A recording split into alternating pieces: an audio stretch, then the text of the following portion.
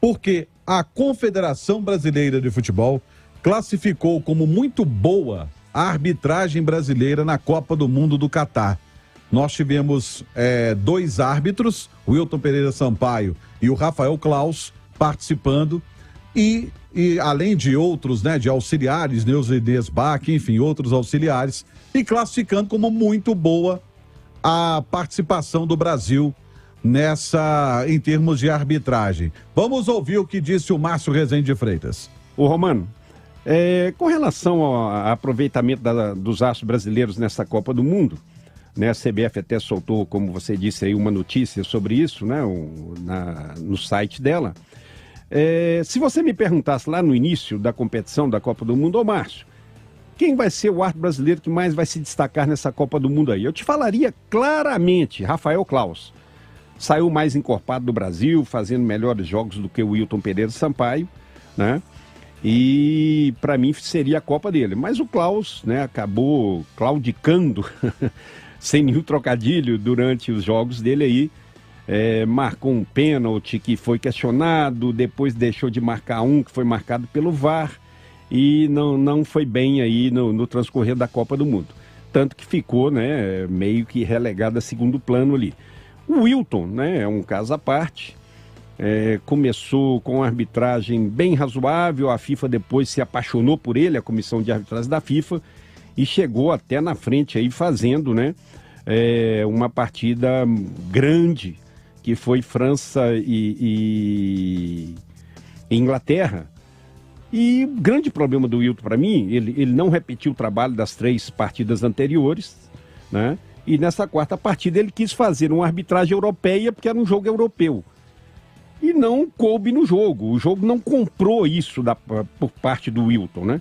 E acabou se complicando muito, deixou de marcar um pênalti muito claro, que foi pro VAR, a Inglaterra reclamou muito, reclamou de um primeiro lance, que teria havido uma falta do zagueiro francês, né, que acaba redundando no gol na sequência desse lance. Então reclamaram muito dele. A Neuza fez um trabalho legal, uma representante brasileira, feminina, que acabou fazendo um jogo, bandeirando, né? Foi muito legal isso.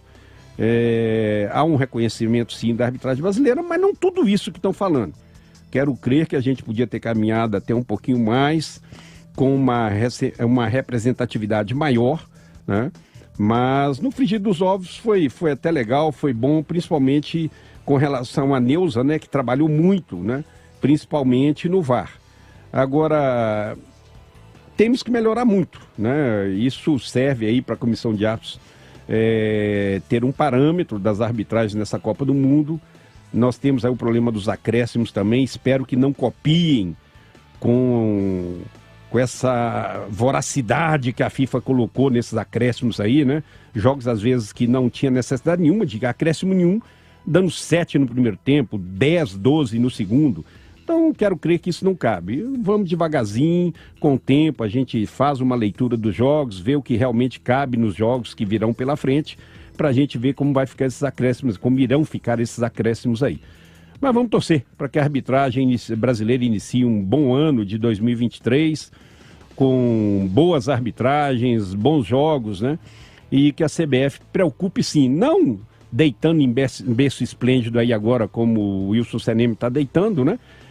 Que está tudo certo, está tudo bom, a arbitragem foi muito reconhecida pelo mundo inteiro. Não foi. A imprensa inglesa, nós sabemos disso, bateu muito na arbitragem do Wilton, principalmente. Mas aquele negócio, quem perde sempre reclama. Vamos torcer para que as coisas corram bem melhor no ano de 2023. Romano, um abraço. Tá aí o nosso Márcio Rezende de Freitas. Ô Alexandre, você esteve no Catar, acompanhou a seleção brasileira para e passo, óbvio, estava acompanhando outros jogos. Dá para enaltecer a arbitragem brasileira na Copa do Mundo? Olha, o Romano, é uma história assim, né? O Wilton teve mais espaço do que o Rafael Claus, e o vejo até numa fase superior realmente. É aquela história, né? A CBF tentando vender o peixe dela, o Gaciba esteve até lá, os brasileiros não conseguiram participar da reta final, né, da Copa do Mundo, como a gente já teve em outras oportunidades, com o Arnaldo César Coelho, apitou a final de 82 entre Itália e Alemanha, e o Romualdo Arpi Filho apitou o bicampeonato da Argentina, não foi isso? Contra a Alemanha. Contra a Alemanha. Lá no 86 no Azteca. No estádio Azteca. Então foi o auge da arbitragem brasileira na Copa do Mundo, foi nesse cenário aí. Em outros momentos, 94, 98, 2002, não tinha até como ter árbitro brasileiro, porque o Brasil passou das quartas de final, foi a semifinal, e aí normalmente quando isso acontece, os árbitros dos países envolvidos na semifinal, muitas vezes até voltam para casa, né? Porque eles não serão mais utilizados na competição. É interessante, Romano, eu acho que essa questão da arbitragem no Brasil, ela é um grande desafio, sabe? Eu acho que a CBF fez muito isso para poder tentar minimizar o que acontece no mercado interno dela em relação à arbitragem. E eu acho que uma decisão urgente que precisava ser tomada, tá, é de que as reclamações contra a arbitragem, elas tenham uma análise e elas possam provocar decisões que sejam punitivas a quem reclamou sem razão ou a quem tomou uma decisão muito equivocada na era do VAR. Eu acho que a arbitragem brasileira, ela fica muito solta nesse aspecto, e aí a gente percebe e isso acontece muito mais no Campeonato Brasileiro, né, na Copa do Brasil, mas nos estaduais também, ao final de cada rodada, a gente vê uma enxurrada de choradeira, muitas delas sem razão. Amanhã, segunda-feira, tá na porta da federação, isso, né? Dirigente, da CBF, eu vou na CBF reclamar, montei um vídeo, montei um DVD, tem até a rivalidade histórica de Corinthians Internacional, a história do DVD, né, que o Inter montou. O que acontece? Eu acho que precisa haver uma decisão rápida da CBF, pode envolver até o próprio STJD, uma questão de que essa situação precisa ser tratada de forma diferente no futebol brasileiro. Sabe? O clube que tem razão de reclamar precisa ser tratado de uma maneira, mas aquela reclamação que é interpretação, que é equivocada, e a gente vê isso muitas vezes, ela precisa passar a ser punida. Assim como a situação dos árbitros também ser mais cristalina, ser mais transparente. E eu acho que isso vai ser bom para todo mundo. Eu acho que vai diminuir a reclamação, tá? E eu acho que é uma maneira de proteger o árbitro, mas também de cobrar quando ele cometer erros, e aí a gente repete, na era do VAR, o número de erros tem que ser muito menor, porque a tecnologia ajuda bastante e a gente percebe que ainda no Brasil a gente tem muitos equívocos tendo o recurso da tecnologia. Olha, a arbitragem brasileira é fraca? Não é mal preparada? Mal preparada, sem dúvida, né? Aqui é o pior lugar que se tem para apitar, é aqui no Brasil. Isso é uma dificuldade. Você pode correr aí os campeonatos. Falando das ligas mais importantes, evidentemente, falando liga que a gente nem acompanha, não dá para saber. Mas aqui é muito difícil apitar. Porque o jogador brasileiro é muito mal educado, desde sempre. Então tudo ele reclama, tudo ele para o jogo. O Simões tocou num ponto que eu acho muito importante. Quando o dirigente ele vai para a imprensa para reclamar da arbitragem, ele não quer uma arbitragem melhor. Ele quer um favorecimento no próximo jogo, quer dar uma satisfação para o seu torcedor. Eu não quero uma arbitragem melhor. Se ele quisesse uma arbitragem melhor, ele se unia, que também já é uma utopia, né? Se uniu, os clubes se uniam. Utopia mesmo, a gente tá vendo duas propostas de liga. Pois é. E aí eles obrigavam a CBF, que tem bastante dinheiro, né? Graças a Deus, a profissionalizar a arbitragem. Tudo no futebol é profissional. Você é profissional, a Nath, eu muito menos, mas enfim, tudo é profissional. Só o árbitro que toma as principais decisões. Esse é um ponto. Mas eu acho que eles não têm interesse disso. Porque amanhã o Flamengo não é campeão, o Palmeiras não é campeão, o não sei quem, o Bragantino é rebaixado. Eles já têm um motivo, já está claro, foi a arbitragem. Então, para eles é confortável ter essa muleta, que a arbitragem é ruim e que eles não conseguiram o objetivo deles, qualquer que seja, por causa da arbitragem. O torcedor compra, porque ele é um apaixonado pelo seu clube. Então, ele até pode falar mal, mas para todo mundo, foi por causa da arbitragem. Tem gente falando que o Brasil foi eliminado por causa da arbitragem. Tem gente falando que a Argentina ganhou por causa da arbitragem. Você vê a loucura que é. E aqui no Brasil é potencializado. Agora, eu torci muito pro Brasil caminhar pelo menos na arbitragem, porque esses caras sofrem muito. O Brasil já tomou uma paulada, e acho que foi merecida, de não ter nenhum representante do VAR. E a gente viu que é VAR, né? Se dessem mais condição, se dessem mais respaldo, se fosse profissional, quem sabe a gente podia ter uma arbitragem de melhor nível. Mas não é o caso. Eu acho que o Wilton saiu... o Wilton, que a gente tinha esperança que fosse mais longe, né? Saiu com muita reclamação da Inglaterra e da França, dos dois. Então, ele conseguiu desagradar dois num jogo só. É loucura. Falar que a arbitragem do Brasil foi bem é loucura. Ô, Nath, e tem um outro detalhe que o Márcio Rezende Freitas tem sempre dito aqui na Itatiaia. Que no Brasil, os árbitros estão usando o VAR como muleta. Os árbitros, às vezes, escondem de tomar decisões e jogam a responsabilidade para cima do VAR. E na Copa a gente viu justamente o contrário, né? Ô Romano, eu discordo um pouquinho. Eu acho seguinte, primeiro, a atuação do Wilton Pereira Sampaio no Inglaterra e França, por exemplo, mostra exatamente a situação que você dizia, antes de eu discordar.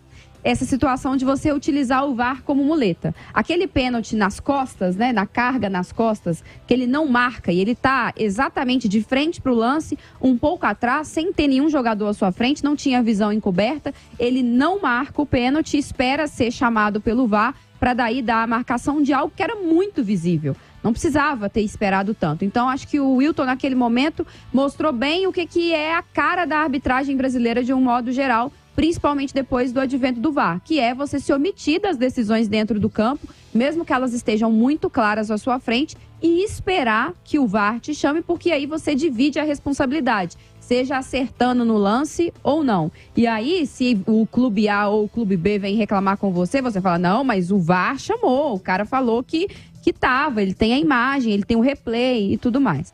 Mas na Copa do Mundo em específico, teve uma coisa que me chamou a atenção. Por mais que os árbitros, de modo geral, tenham um nível superior aos da arbitragem que a gente vê aqui no Brasil, e isso é nítido, até no trato com os jogadores, né? Os árbitros de fora, de modo geral, eles não dão muito papo para os jogadores dentro do campo, eles não deixam com que os jogadores conduzam o jogo, determinem o ritmo da partida, eles são muito disciplinadores, e eu não digo sempre de marcar toda falta ou de dar cartão em todo lance, mas na autoridade da condução da partida. Isso é sempre algo que me chama a atenção em Copa do Mundo, em Liga dos Campeões, e claro, a educação do jogador europeu, de modo geral, já facilita muito, porque aqui no Brasil é quase que cultural o cara reclamar de todo lance. Mas, e outra coisa que me chamou a atenção positiva, uma decisão muito mais rápida, né? As decisões, principalmente em lances, por exemplo, de impedimento, que basicamente é traçar as linhas, não exige nenhum tipo de interpretação, uma decisão muito rápida. Mas eu achei que os árbitros, e daí por isso que eu dizia que inicialmente eu discordava, porque eu achei que, de modo geral, os árbitros de campo mudaram muito de opinião vendo o VAR. Você acha? Eu achei. Não que foram decisões equivocadas, que aí mudou e estiveram errados. Mas eu cheguei a comentar isso, inclusive, com o Márcio Rezende, num dia que nós nos encontramos aqui na Itatiaia. Ele falou, não, realmente, os caras têm ido à consulta do VAR e têm tomado a decisão de acordo com a recomendação do árbitro de vídeo. Mas não é muletar? Mas não foram menos vezes, porque aqui a gente recorre ao VAR para... Mas falando em termos de Brasil... Foram menos vezes, mas todas as vezes eles mantiveram a decisão do VAR. Mas sabe o que eu acho do VAR? Eu acho que o VAR é exatamente... A utilização do VAR tem que ser como? O árbitro de campo apita o jogo que ele está vendo. Ele precisa tomar as decisões dele. E se a decisão dele for equivocada, o VAR existe para corrigir. O problema é que o que está acontecendo, eu acho que foi o Romano que destacou, é que justamente aqui no Brasil acontece ao contrário.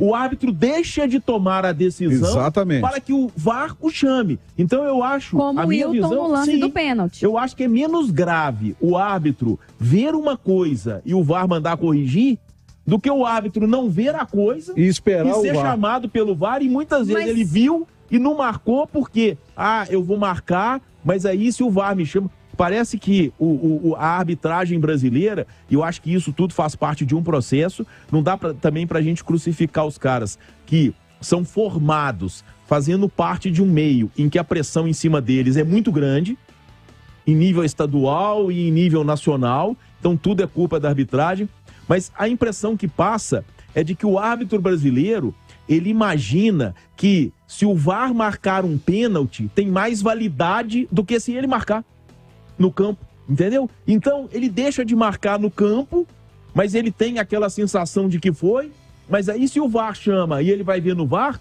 e aí é muito claro que foi, porque aqui no Brasil eles deixam de marcar coisas muito claras, aí parece que para ele, aquilo ali tem mais validade do que a decisão dele no campo. Eu acho que isso é que é grave, e isso que a gente precisa mudar, até porque eu acho que esse processo do árbitro do campo apitar o jogo acelera o processo. E esse é o grande problema que a gente tem, o grande gargalo que a gente tem. Por que que o VAR no Brasil demora tanto? É muito demorado o VAR no Brasil. Mas isso aí eu acho que vai de encontro com a profissionalização. Sim. Porque você tá no dia a dia, você tá 2 períodos lá, fala assim, olha pessoal, é isso aqui, nós erramos ali, tem que ser feito assim, tem que ser feito desse jeito, sabe? Você condicionar o cara, como você condiciona o atacante, como você condiciona o meio-campo, o zagueiro e assim por diante. Você não tem esse dia a dia. Muitas vezes você tem o cara que apitou no domingo à noite em São Luís e que ele vai trabalhar na segunda-feira de manhã em São Paulo. Então, assim, você não tem... Sabe quem que direciona a arbitragem? Os comentaristas de arbitragem, que muitas vezes foram árbitros ruins, né? E tem uma série de outros fatores e tal. Mas, enfim, você não tem esse dia a dia. Você não tem. Aqui, se a gente falar besteira, tem o diretor, daí depois tem o chefe, depois tem Deus, como eu chamo o Diogo. Então, você vai ser alertado. Lá não é. Lá você não tem o dia a dia, você não tem a sequência. Então, acho que eles saem no prejuízo já largo, vai começar a temporada. Já tá no prejuízo. E a famosa reciclagem só vem quando a vaca já foi pro brejo, não. né? Se você tem inglês ver, né? Se você tem uma sequência de erros, vem uma rodada do Brasileirão, 2, 3 jogos com erro. Aí bate a rodada, aí afasta. Depende Aí bate a rodada. Você prejudica também, né? Claro. Porque se for o Cuiabá, não importa. Mas aí numa rodada o Corinthians reclama. Na rodada seguinte o Fluminense reclama. Na rodada seguinte o Palmeiras reclama. Aí na quarta semana, todos aqueles árbitros anteriores foram afastados e aí rola uma reciclagem. Aí leva todo mundo pro Rio de Janeiro. Aí eles ficam lá uma semana reciclando, aprendendo. Mas assim, aí é uma coisa muito de momento, ou seja, aquele momento de reflexão, de análise, de estudo, ele só é importante porque eles erraram nas semanas anteriores? Não, né? Porque ele é importante o tempo todo. E o erro, Romano, não sei se é rapidinho, mas eu não sei se vocês concordam, mas eu vejo assim, não existe por parte dos clubes uma preocupação em melhorar o nível da arbitragem. Não. A pressão é muito grande, tá? Às vezes acontece lá o sorteio do árbitro para um jogo importante. Os dois clubes já começam a fazer pressão, lembrando, há 2 anos ele deixou de marcar um impedimento num lance. E aí... e tem uma memória fantástica, né? A memória é espetacular. Naquele jogo que estava chovendo há 2 anos atrás. E aí, o que acontece? Eu acho que dentro desse processo, tá? E ninguém faz isso, quando é prejudicado, tem até entrevista coletiva.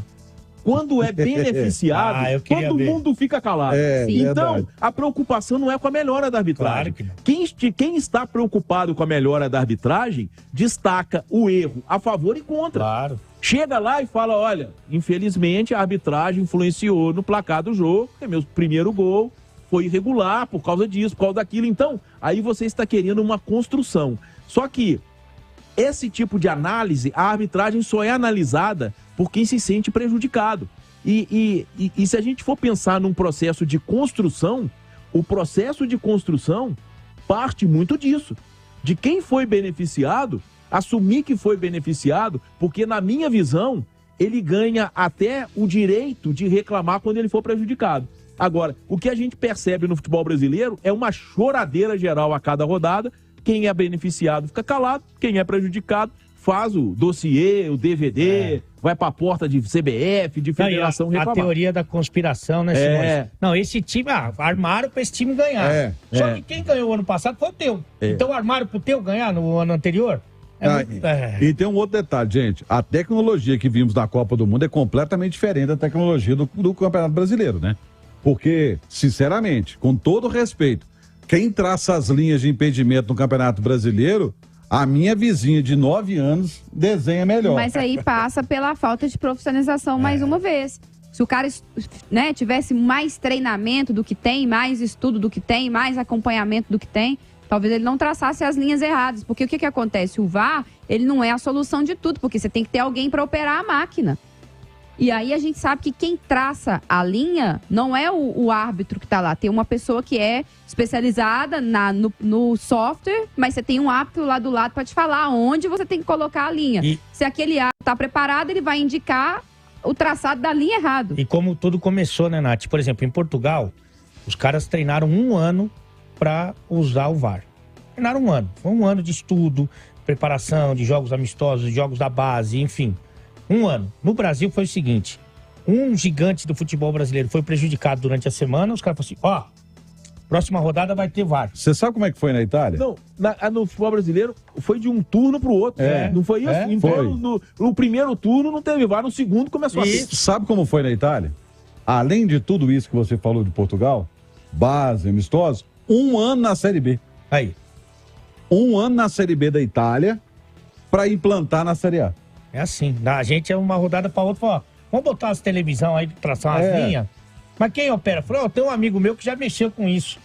Daqui a pouco vai o... Aquele cara que sabe mexer no computador, sempre tem um conhecido. Tem o Difante, trabalha no canal do Casemiro, põe ele aí para fazer o... Então, assim, não, é difícil dar certo, né? E aí que vem a pergunta, nós somos muito modinhas também, porque a arbitragem brasileira já chegou falando que vai copiar a Copa do Mundo em termos de acréscimo dos jogos. Que o Campeonato Brasileiro vai ter mais acréscimos de jogos. Isso vai resolver alguma coisa?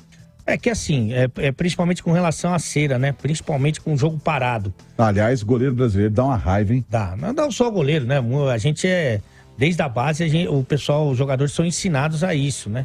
Aliás, eu achei engraçado fazendo um parênteses aqui, fugindo um pouco, que como começou a Argentina campeã, né? Então tudo que é da Argentina é maravilhoso e tal. E a Argentina mereceu ser campeã, evidentemente. Mas tudo na Argentina é maravilhoso. Argentino sim, sabe fazer catimba, sabe segurar um jogo. A gente viu, né? Contra a Holanda e contra a França, que não é bem assim. Mas enfim, eu acho que você vai educando, espero que sim, educando o jogador, e agora o brasileiro, que não adianta você fazer cera, porque esse tempo você vai ter que pagar realmente. Tudo bem que tem um componente aí que é o psicológico, que é o seguinte, quando dá os 45, ou próximo dos 45, a postura do time que tá perdendo, ela já mudou. Ela já entra no modo desespero, por mais que você dê o acréscimo. Mas eu acho que é uma forma de você tentar, pelo menos, educar. Vai resolver alguma coisa, Alexandre? O Romano, é difícil a gente... Eu acho que, assim, né, a questão da profissionalização ela é fundamental para a arbitragem.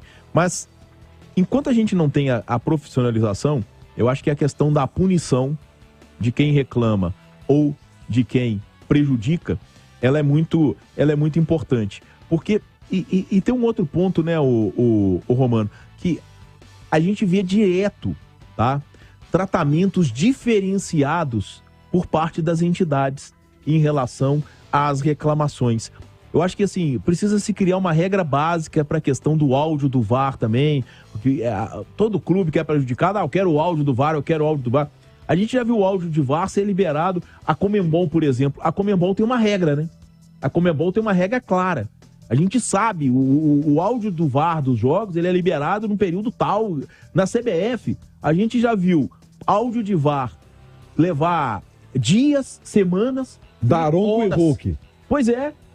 E aí, o que acontece? Era muito simples, resolvia a situação, a liberação. Você vai se recordar, Romano, no Campeonato Brasileiro de 2020, tá?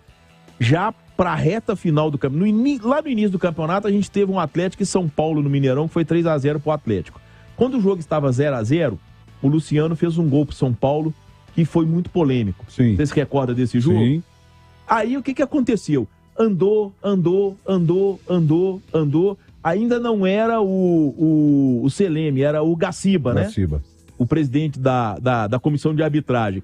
Aí, de repente, um tempão depois, ele dá uma entrevista revelando que aquele gol lá do Luciano, lá atrás, foi legal. Você se recorda disso? Sim. E numa reta final, assim, num momento de nada, num programa de televisão, porque aquele gol foi legal. Isso precisa ter uma regra para a liberação, sabe? Porque liberou aquilo ali num momento em que estava uma disputa de 4 clubes pelo título. São Paulo, o Atlético, o Internacional e o Flamengo.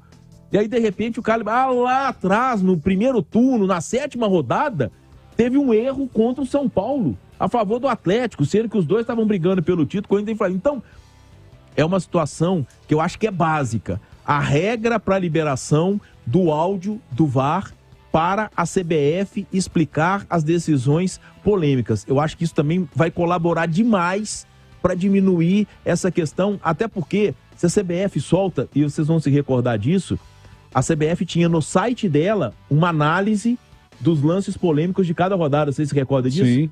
Com uma explicação da CBF se o árbitro tinha errado ou tinha acertado. Eu acho que é isso. Assumir o erro de cara minimiza demais a polêmica e a pressão.